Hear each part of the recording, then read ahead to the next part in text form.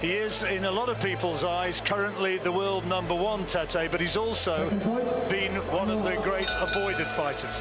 I think very much so, John. He's an avoided man indeed. Oh, and that's the reason why. Goodness me, first punch of the fight, and it's all over. He's knocked him unconscious.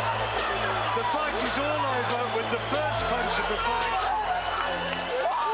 Extraordinary shot from Zolani Tete. Medical man straight into the ring. Here's the fight as it happened. At first punch he landed, first shot. Down he went. Yeah, as they come together, let's have a look at it. Just a right hook around the guard, isn't it? There it was there. Whipped that shot in. There you go. Gagne looked like he was trying to land a shot of his own.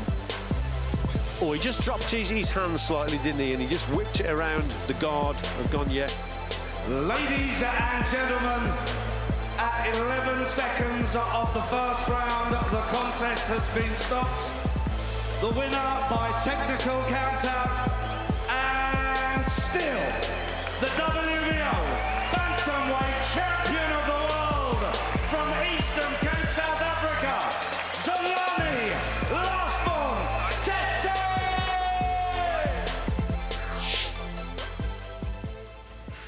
Tizawam Zolani Tete.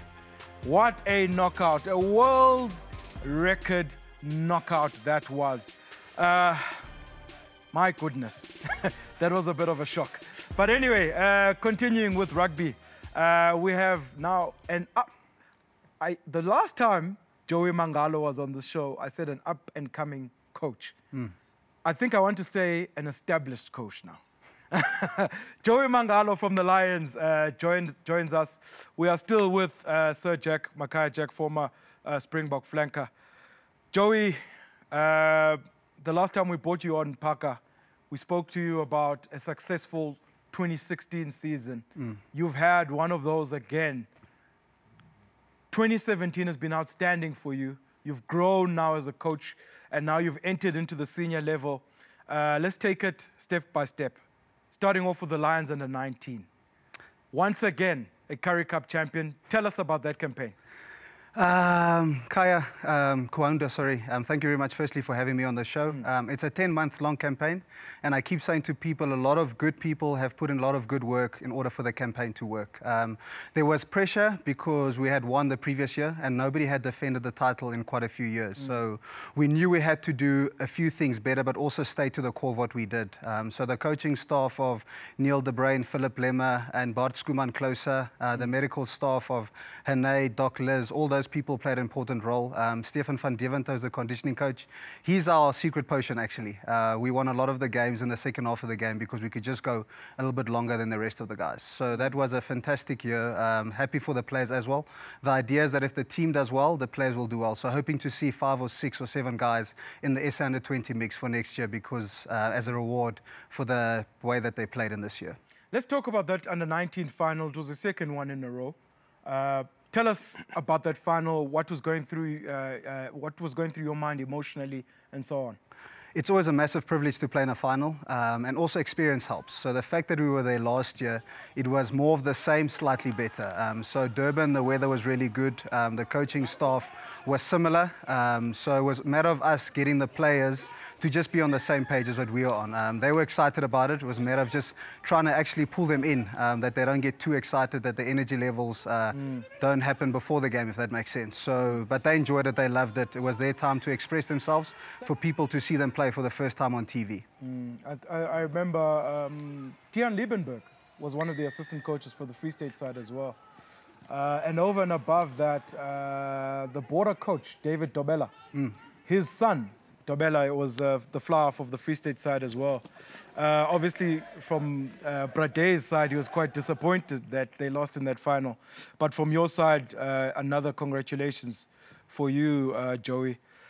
And then you obviously got a taste of senior rugby this year as well. You got called up into the Currie Cup mix. Tell us about that. That was an amazing experience. Firstly, to get backing from the union, guys like Rudolf Strauli and Sways de Bruin says a lot. To go into a system like that, knowing that you're backed is very important. Then rubbing shoulders with guys like Victor Matfield, learning from guys like him was also a massive experience. And also dealing with senior players. That's in a different world of its own. So you stay true to the way you coach, but the way you coach senior players is slightly different, and that was a good experience for myself. And also to see guys like Apiwe, who just scored that try there, to see those guys coming through the system, guys like Hachiva and Lenma saying that I coached as junior players, it's quite rewarding to have experienced that alongside them as well. What was your role in the coaching mix? So Kahunda, I was in charge of the breakdown, and it's not the breakdown like just run in there and see how quickly, how hard you can go. Yeah. It's quite a science. So I enjoyed teaching the ball carriers how to carry the ball into contact, what the first arrival, second arrival must do, and the decision-making processes that happen in 2 or 3 seconds. So I really enjoyed that challenge. At the same time, learning from guys, as Victor was doing lineouts, walking around and seeing what he does, defensive lineouts. JP Ferreira, defense coach, defense is my passion. So being able to be in the same room as him and hear the language that he speaks, the tone that he sets, to learn from that was special. And then Sways de Bruin is a attacking genius. So because I was doing the attacking breakdown, I was able to spend a lot of time with him and learn from him and grow in that. So it's an invaluable 3 months for my career. So Jack, obviously it's well documented on the show that the Lions is your team, that you enjoy watching. I know that you've made a lot of noise about players like Achiva Daimane, who... Ibambe. Okay. Ibambe. This is what, first and foremost, I wish to congratulate this man. And I think life is about opportunities and consistency, and this is what is proven. And this man is applauding the management of the Lions of giving him the support and all that kind of stuff. However, I've got a question, though I support the Lions, and Kaunda knows one of my passion is transformation, because this rugby belongs to everybody in this country. And in Lions are lacking behind in terms of transformation. And in the team, and under 90s and under 21s, you've got a lot of players of color. And what is this that is suffocating them not to emerge to go to the national team? For an example, let's go to Achiva. You're talking about Achiva. I was saying to him, because I think we were playing there, if Achiva was in that 23, because you lacked somebody with an extra factor, why was he not selected? No, but to be fair though, Sir Jack, Joey is not a selector. No, I'm not. I'm just want his common sense. Yeah. I want his common sense in what I'm saying. He's a coach. Huh? He's a coach. He's not the selector. No, I'm trying to... A coach selects as well. Okay. Coach select. Come on, Kahunda, with your... No, but he's the assistant coach of the Lions. A coach is not for... A coach is a sock to a shoe. Okay. Good. So you want an answer from me? Yes, I want you. I just want your opinion. Yes. I don't want you to say to you override other coaches. Yes. How do you feel when you see Achiva? I'll answer you this way, to say the overall banner, the Lions are serious about transformation. And if you want to do transformation properly, it's a long-term process, if that makes sense. So if you look at our recruitment at the junior levels, we have gone very transformational teams, if that's even a word, because we know that those players have to come through the system. So I think it's just a matter of time, because we're trying to do it genuinely. The short-term way is to buy in seniors from the top into that system, but then we bottleneck our system. So, Mr. Jack, my passion is your passion, so I tell you, answered. You can keep me honest? Answered. Okay, 100%. Answered when you said you want to do it genuinely. Yes. And I'm going to count on it, but I want timelines. You can keep me accountable. Yeah, I want timelines, what you're saying. Because I support Lions left, right, and center. Yes. But I can't support an institution that doesn't advocate transformation. No, that's 100%. Okay, Joey. Okay, Joey. Let's move along. Now, a lot of people don't know that you've now been called up into the Super Rugby coaching staff. Wow. Which is, it also touches on something that you've just mentioned as well. Joey, when you got the call, tell us about that day. You take the call. It's things that you dream about, but your timelines aren't the same as what you had thought of. So when the phone call came, I was quiet. The person on the other side of the phone was doing most of the talking. I switched the phone off first, and then I was just thankful to the Lord for the opportunity, foremost. Then I phoned my partner in life, Zinzi, and shared the news with her, and she made so much noise that she had to tell the news to everyone else in the office, because they were wondering why she made so much noise.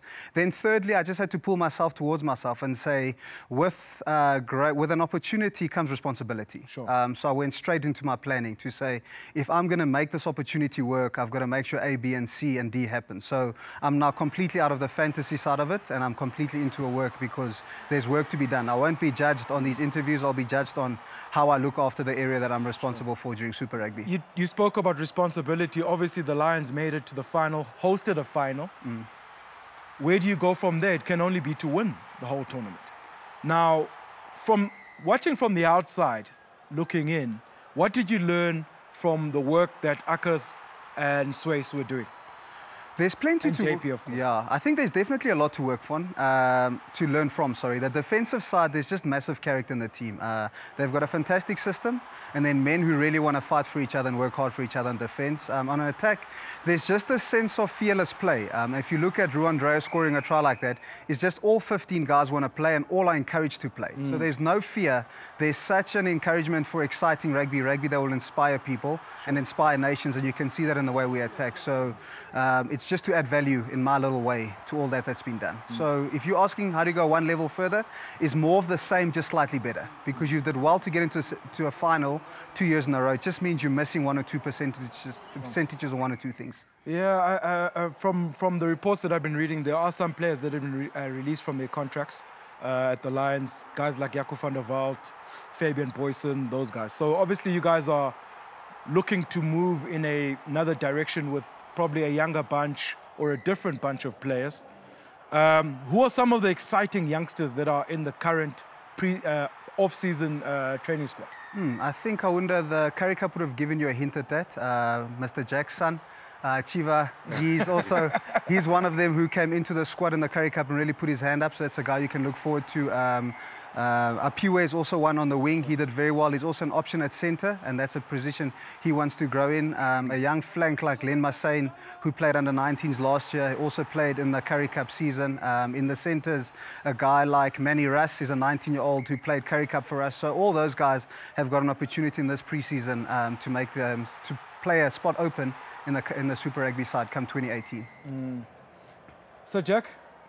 Now it's time to talk about Hachiva Diamond. No, you know, Kaunda, I always say to Kaunda, you can't say to somebody he must look after money, whilst this person doesn't have rugby, money, rugby money. Yes. He must have brains to look after money. 100%. You can't say, even if a guy is talented, if he doesn't have rugby brains, you will find that you'll still battle as a coach, because you have to take a hammer to bash that kind of a player.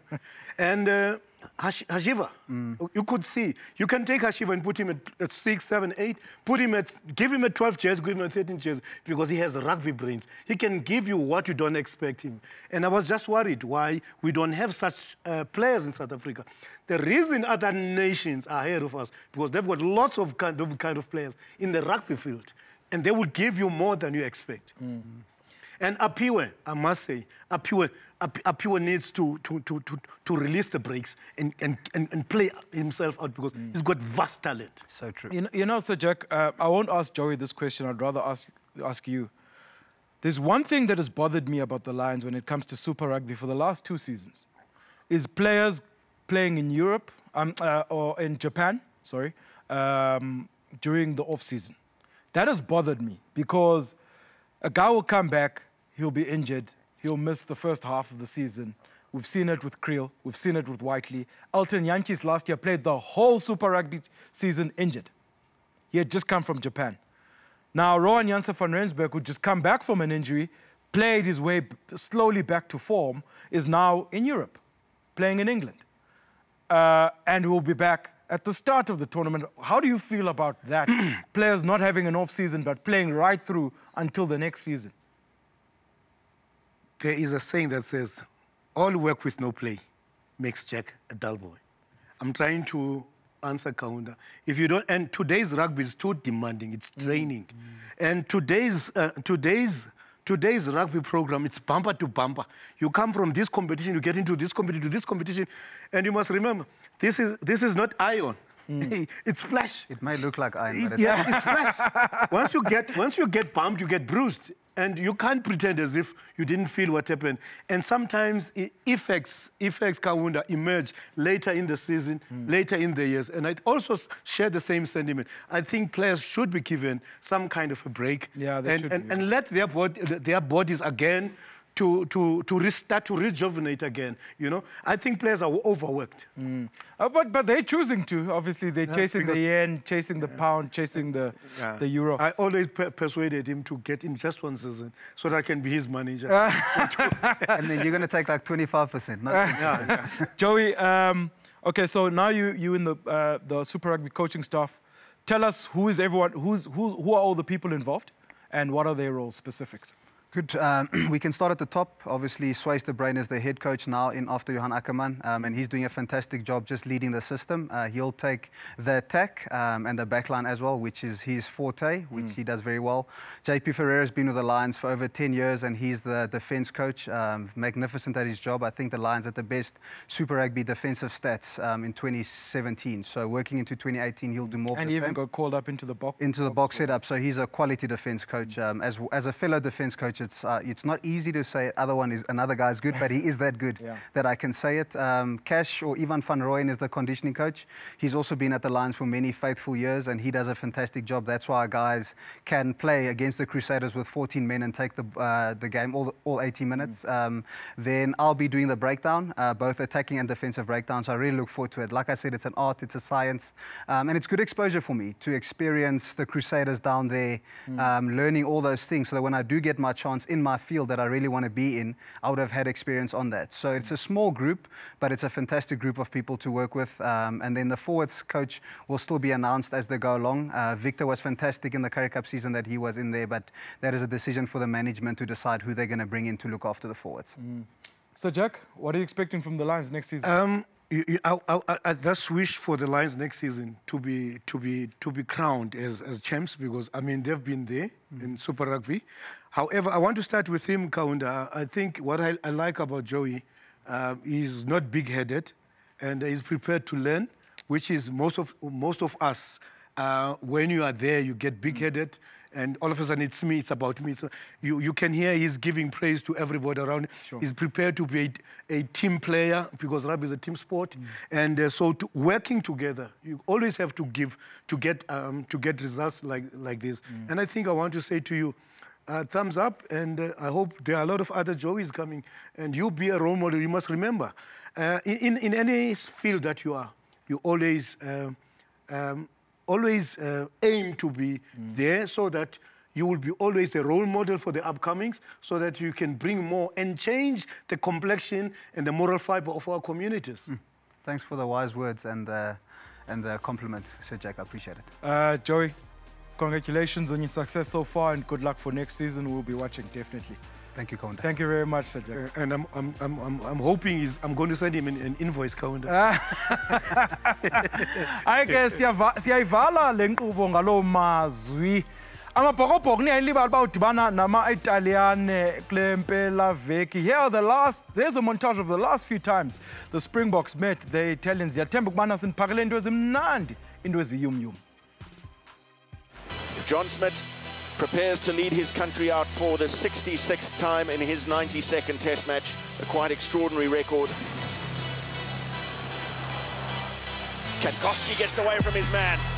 Beautiful running from Katkowski, and Habana, beautifully positioned. Brian Habana! Wonderful try for the Springboks. Brousseau for Habana. Past the first tackle and inside. That's a magnificent try for Jacques Barry. Back it comes for the backs now. Gower. Little show the ball in midfield, and a wonderful score by Gonzalo Garcia.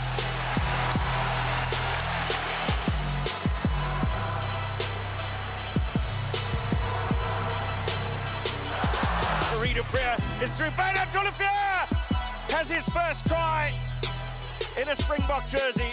The Italians came out full of passion and fire in the second half.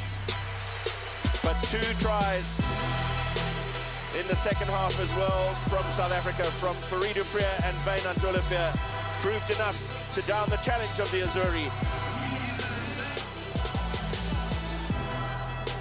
Kuni was Dyson! Kuni was Dyson! Kuni! Iyo, ayixoxisi xa yakhe esithathu enxiba iskipa samabhokobhoko. Nizamkhapha lakhe kuqala! Kinithisa! Masemathulela umnqwazi! Leroux. Kompoza Paul Pollard! Apha abantu! Hapana! Oh, yababa! Lehabanero! Phelile into ebesingayo! Hanekamea! Qala lakhe liphinde laphumelela. Seyiphumelele ngoku imidlalo engamashumi amabini anesithandathu kabi engumqeqeshi wamabhokobhoko. Masimathulela umnqwazi kule veki zayizoba yilondo kamabhokobhoko edibana neWales. Nguntshuntsha noJack. Enkosi. Molweni lonke emakhaya. Lona ke ngumdlalo omkhulu phakathi kwamaTaliyane namabhokobhoko eStadio Artemio Franchi. Nango Dialende nekufela Leroux! Oh, Brian Abana, try number 67. English skipper samabhokobhoko. Albert Leroux.